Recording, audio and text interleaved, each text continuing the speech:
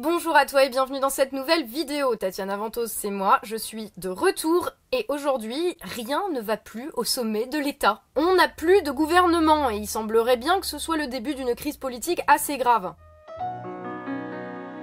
Tout a commencé avec la démission de Gérard Collomb début octobre. Macron a d'abord refusé cette démission, et puis comme il ne pouvait pas le garder attaché à un radiateur dans la cave de la place Beauvau, même si Benalla aurait peut-être été d'accord pour faire le job, il a finalement accepté que Gégé s'en aille et soit remplacé par... Bon, on sait pas. Personne visiblement avait trop envie de reprendre le poste, donc c'est Édouard Philippe, le Premier ministre, qui est en charge de l'intérim depuis le 3 octobre et qui a fait poireauter Gérard Collomb pendant 40 minutes sur le perron du ministère de l'Intérieur pour la passation de pouvoir. Les mecs, ils en sont là, sur 69 millions de Français, ils en ont pas trouvé un pour reprendre le poste de Gégé. Enfin, je dis personne, peut-être qu'Alexandre Benalla était partant, hein, mais vu que ce serait, et je dis bien ce serait au conditionnel, parce que Gérard Collomb n'a pas explicité les raisons de son départ, mais avait quand même l'air d'avoir un petit peu bien le seum, vu que ce serait l'affaire Benalla qui a enclenché un processus de désillusion extrême de Gérard Collomb et qui a donc conduit à sa démission, l'idée de confier le ministère de la police à Benalla qui a donc fait passer Gérard Collomb pour un mec qui était même pas vraiment en charge de la sécurité du pays, ça aurait peut-être été un petit peu trop vu comme du foutage de gueule. Après peut-être je vais chercher trop loin, hein. Si ça se trouve Gérard Collomb c'est juste un vieux cynique qui a envie de finir sa carrière au KLM comme maire de Lyon et reprendre la centrale nucléaire de Springfield, mais ça c'est pas confirmé encore. Excellent. Bref, peut-être qu'il se dit juste que le bateau de la Macronie commence à sentir trop le naufrage et que, comme tous les rats, il quitte le navire pour ne pas être éclaboussé. Mais enfin, chacun aura sa théorie là-dessus. Limite, peu importe que Gérard Collomb se barre par désillusion réelle sur le fait qu'il n'a pas les moyens de faire son job ou par calcul politicien cynique. Ce qui a été initié avec son départ et dont les prémices ont commencé cet été avec l'affaire Benalla puis avec la démission de Hulot, ça montre une chose, la faiblesse mais extrême du pouvoir politique en place. Et le processus de remaniement qui est en cours et qui n'aboutit pas, ça fait que confirmer cet état de faiblesse extrême, parce que ça confirme le fait que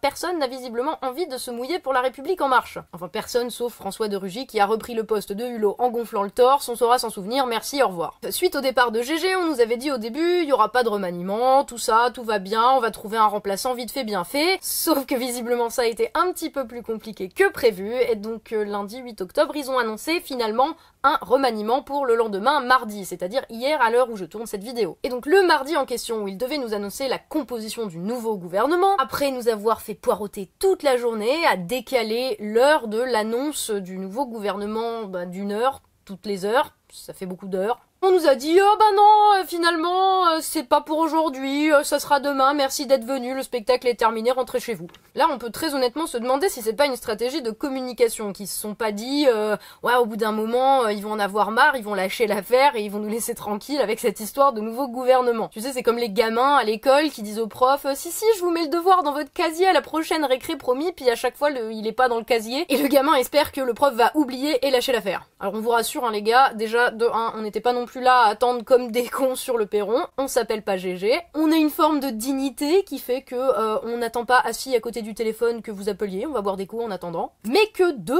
on ne va pas se lasser pour autant et on va pas vous lâcher pour autant. Pourquoi? Parce qu'il s'agit de notre pays et qu'on ne va pas passer à autre chose, on en veut pour notre argent. Enfin notre argent, l'argent que vous prenez et dont on ne sait pas où il va surtout, mais c'est un autre sujet. Bref, après avoir remis ça, au lendemain, mercredi matin, on apprend ce même mercredi matin que finalement, ça sera pas avant samedi l'annonce du nouveau gouvernement, parce que Emmanuel Macron avait prévu un voyage en Arménie pour rendre hommage à Charles Aznavour, et que c'est absolument hors de question qu'il décale un voyage pour une broutille telle que la France n'a pas de gouvernement. Oui. Dans ce contexte extrêmement critique pour Macron, et je dis Macron parce que c'est un peu lui qui cristallise tout, hein, enfin depuis le début c'est lui qui veut être vu comme le mec qui gère tout et les ministres font exactement ce qu'il lui dit, donc c'est surtout pour Macron que ça pue là en fait. Qu'est-ce qu'il fait? Il se barre à l'étranger. Et en plus derrière il vient nous dire ne vous inquiétez pas, le gouvernement gère très bien jusqu'à ce que je revienne. Ouais, enfin si le gouvernement gérait si bien que ça, pourquoi le changer, j'ai envie de te demander Manu. En même temps, le coup de j'avais un voyage de prévu donc la France attendra, on va pas te dire que ça nous étonne, c'est un petit peu dans la lignée de ce qu'il fait à chaque fois, hein, c'est utiliser ses voyages pour nous montrer un petit peu plus le mépris qu'il a pour nous. En tant que VRP en chef de la France à l'étranger, il profite toujours d'être hors des frontières de la France pour venir nous insulter, que ce soit très récemment là au Danemark où il nous a traités de Gaulois réfractaires, ou quand il était en Grèce et qu'il nous a traités de fainéants, de cyniques et d'extrémistes. Après ceci dit, il a pas toujours besoin d'être à l'étranger pour être méprisant, mais pour être insultant, il se sent plus à l'aise à l'extérieur. On voit tout de suite que c'est le mec qui en a. Bref, en tant que président de la République, son boulot c'est quand même de gérer la France dans l'intérêt des Français. Je le rappelle juste au cas où ils auraient oublié. Donc, quand tu es chef d'État et que tu es dans une impasse politique majeure, ton boulot, ce n'est pas de fuir à Varennes ou en Erevan. Son boulot à Macron, c'est de faire en sorte que la France soit une priorité. Et quand il n'y a pas de gouvernement, faire de la France une priorité, ça veut dire tu décales ton putain de voyage d'une semaine,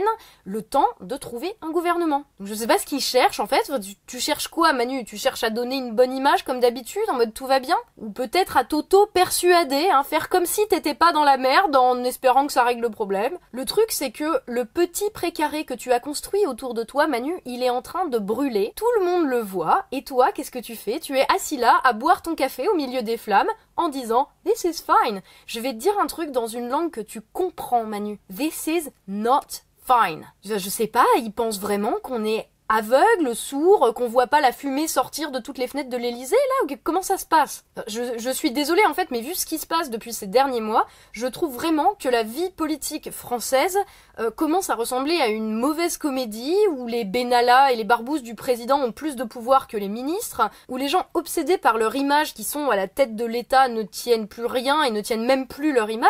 C'est comme l'URSS des années 80, quoi. Tout est en train de s'écrouler, tout le monde le sait, tout le monde continue comme si de rien n'était, jusqu'au moment où il y a quelque chose qui viendra tout faire sauter. Et ça sera peut-être plus tôt qu'on ne le croit. D'ailleurs, si toi aussi tu en as marre de la vie politique française telle qu'elle est aujourd'hui, si tu en as marre que le pays soit géré par des cons comme des cons, je t'invite à aller remplir le formulaire Le Système en PLS, dont le lien est en dessous dans la description de la vidéo. Greg de la chaîne Je suis pas content TV et moi, on te recontactera à partir du 15 octobre. Je ne peux pas t'en dire plus pour le moment. En tout cas, voilà, j'espère que cette petite vidéo de retour vous a plu. Je sais, j'ai été absente pendant un très long moment. Il m'a fallu un petit peu de temps pour digérer l'agression, le shitstorm, etc. Mais bon, là, je suis de retour. Je dis pas que je suis au top de ma forme, mais je suis là fidèle au poste. J'en profite pour remercier, mais vraiment, les centaines de personnes qui m'ont envoyé des messages de soutien, qui m'ont envoyé des messages pour partager aussi leur expérience, qui avaient vécu des trucs similaires, malheureusement. Vraiment, je vous remercie. J'ai pas pu répondre à tout le monde parce que